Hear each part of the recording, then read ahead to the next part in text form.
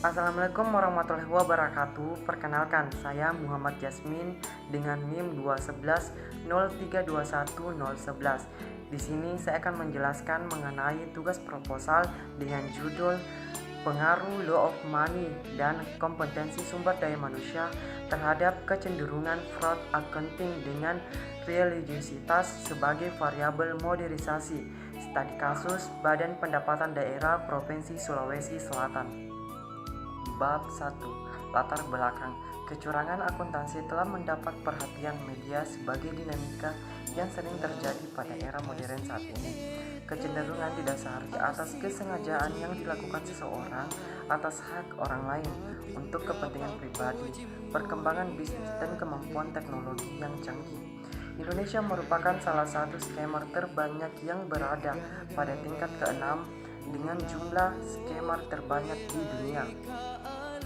Tidak hanya itu, banyak kecurangan yang terjadi di Indonesia seperti kasus kejahatan perbankan, manipulasi pajak, keterlibatan 10 kantor akuntan publik atau KAP dalam pelaksanaan audit 37 bank sebelum terjadi krisis keuangan pada tahun 1997. Diajukan manajemen Badan Usaha Milik Negara atau BUMN dan swasta ke pengadilan, serta korupsi di Komisi Penyelenggaraan Pemilu Putra 2012. Laporan Keuangan Pemerintah Daerah atau LKPD merupakan laporan pertanggungjawaban yang dibuat oleh suatu entitas pelapor yang terstruktur mengenai posisi keuangan dan transaksi-transaksi yang dilakukan guna untuk menyampaikan informasi mengenai posisi keuangan, realisasi, anggaran, arus kas, dan kinerja keuangan Versi 2023. Fraud accounting dapat dilihat dari berbagai sektor, baik di sektor swasta maupun sektor pemerintahan. Kasus yang sering terjadi di sektor pemerintahan berkaitan dengan korupsi. Transparency International Indonesia atau TII menyampaikan hasil Corruption Perception Index atau Indeks Persepsi Korupsi atau IPK Indonesia tahun 2022 untuk laporan hasil riset mengenai persepsi korupsi dengan parameter skala 0 sampai 100, yaitu 0 artinya tingkat korupsi tinggi sedangkan 100 artinya paling bersih. Indonesia berada di peringkat 110 dari 180 negara dengan skor 34 angka, itu turun 4 poin dibanding pada tahun 2021. Tahun 1992 memperkenalkan konsep cinta uang. Teori tersebut berusaha mengukur perasaan subjektif seseorang tentang uang. Seseorang yang memiliki kecintaan terhadap uang lebih termotivasi untuk melakukan tindakan apapun demi memperoleh uang yang lebih banyak. Sejalan dengan penelitian yang dilakukan, Dewi dan Sumadi tahun 2020 menyatakan bahwa law of money berpengaruh terhadap kecenderungan akuntansi. Di KK tahun 2021, komponen si sumber daya manusia yang kurang kemungkinan akan menimbulkan kecurangan.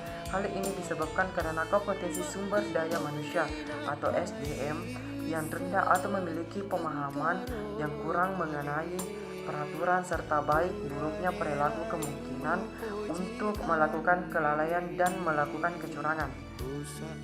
Religiositas merupakan sesuatu hal yang bersangkutan paut dengan potensi agama atau keyakinan, gaya hidup, dan mengajarkan nilai yang baik serta memberikan manfaat ataupun makna bagi kehidupan. Tingginya religiositas yang dimiliki seseorang akan membuat mereka takut untuk bertindak demikian atau terdapat kepercayaan bahwa apapun yang dilakukan saat ini akan membuat hasil atau karma dari tingkah laku, di mana hasil tersebut akan dipetik di kemudian hari bahkan di kehidupan selanjutnya. Cahyadi dan Sujana tahun 2020. Berdasarkan latar belakang yang telah diuraikan, maka rumusan masalah yang akan dibahas dalam penelitian atau materi ini. Yang pertama, apakah law of money berpengaruh terhadap kecenderungan fraud accounting? Yang kedua, apakah kompetensi sumber daya manusia berpengaruh terhadap kecenderungan fraud accounting?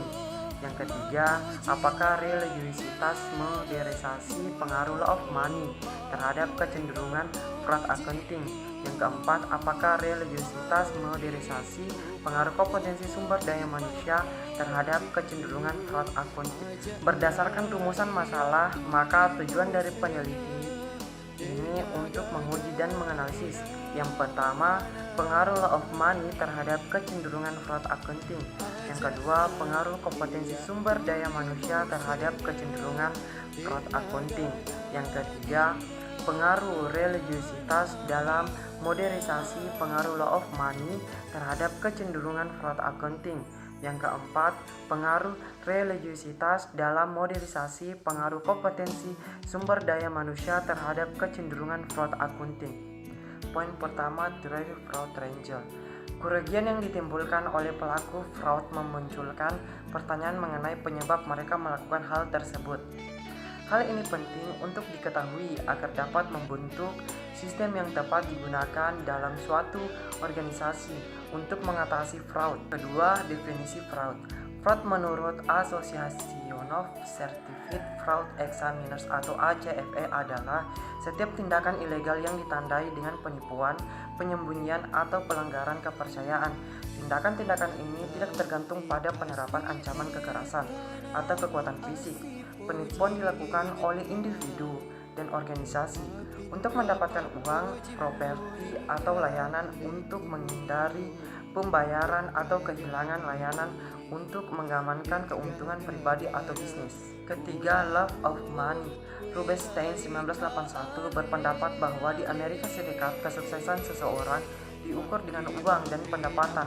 Akan tetapi, pandangan orang mengenai uang berbeda-beda. Seringkali uang merupakan hal yang penting dan menjadi alasan seseorang untuk melakukan tindakan kejahatan. Karena uang merupakan sesuatu hal yang sangat penting dan berarti sehingga kecintaan terhadap uang berbeda tergantung kebutuhan dan faktor yang memengaruhi kompetensi sumber daya manusia. Arti penting sumber daya manusia dalam suatu organisasi atau perusahaan sama pentingnya dengan pekerjaan itu sendiri. Mengingat peran pentingnya sumber daya manusia dalam suatu organisasi atau perusahaan, maka sumber daya manusia merupakan faktor penentu organisasi dan kemampuan merupakan salah satu aspeknya yang menentukan keberhasilan organisasi atau perusahaan. Tingginya kompetensi yang dimiliki oleh sumber daya manusia. Suatu organisasi atau perusahaan tentunya akan menentukan kualitas dan kapasitas daya saing perusahaan itu sendiri. Menurut Spencer dalam Sutrisno 2016, kompetensi merupakan proses yang merujuk pada berbagai keterampilan yang wajib dilakukan dan perilaku yang harus ditetapkan dalam kinerja yang kompeten. Selanjutnya, religiusitas. AIDA 2017 dalam Cahyadi di dekade 2020, religiusitas memberikan pengaruh pada perilaku seseorang di mana dalam kehidupan di masyarakat religiusitas digunakan sebagai norma karena masyarakat percaya bahwa religiusitas mampu mengontrol masyarakat sehingga potensi seseorang bertindak sesuatu yang tidak diperkenankan oleh agama pun dapat diminimalisir. Tinjauan empiris atau peneliti terdahulu. Yang pertama, Siti Maulina Kahar Musakir tahun 2022 dengan judul peneliti pengaruh religiusitas dan love of money terhadap kecenderungan fraud accounting pada anggaran dana desa. Berdasarkan hasil penelitian menunjukkan bahwa religiusitas tidak berpengaruh dan tidak signifikan terhadap kecenderungan fraud accounting pada anggaran dana desa. Love of money berpengaruh positif dan signifikan terhadap kecenderungan fraud accounting pada anggaran dana desa. Yang kedua, ada A. B. Setiawan Hamida tahun 2022 dengan judul peneliti pengaruh kompetensi sumber daya manusia, moralitas individu dan sistem pengendalian internal terhadap pencegahan kecurangan dana desa berdasarkan perspektif aparatur desa. Berdasarkan hasil penelitian menunjukkan bahwa kompetensi sumber daya manusia, moralitas individu, dan sistem pengendalian internal secara simultan berpengaruh terhadap pencegahan kecurangan dana desa di Kabupaten Sukabumi.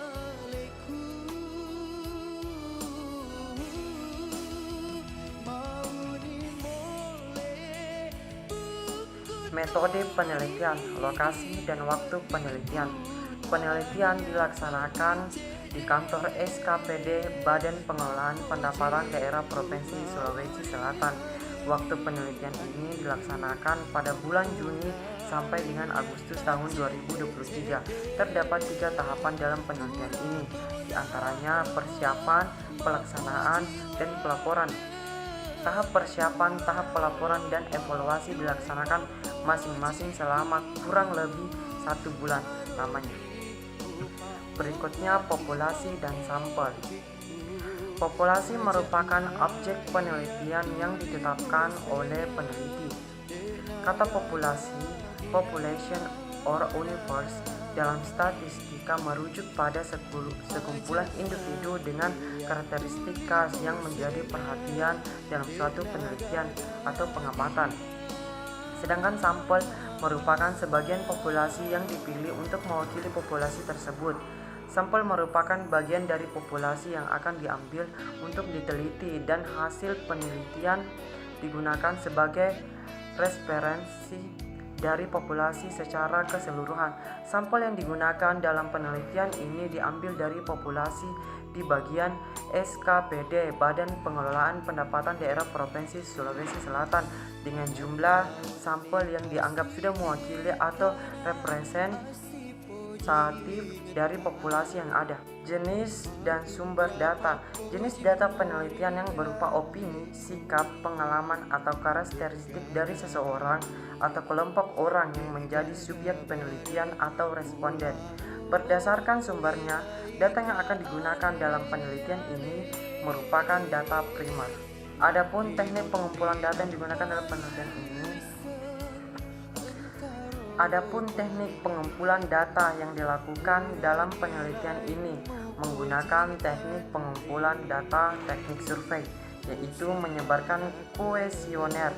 Menurut Sigiono 2019, angket atau kuesioner merupakan teknik pengumpulan data yang dilakukan dengan cara memberikan pertanyaan atau pernyataan tertulis kepada responden untuk dijawab. Adapun beberapa teknik analisis data yang digunakan. Yang pertama, metode analisis. Yang kedua, uji asumsi klasik. Yang ketiga, kualitas data. Dan yang keempat, uji hipotesis. Itulah hasil analisis yang bisa saya terapkan atau saya paparkan. Cukup sekian. Wassalamualaikum warahmatullahi wabarakatuh.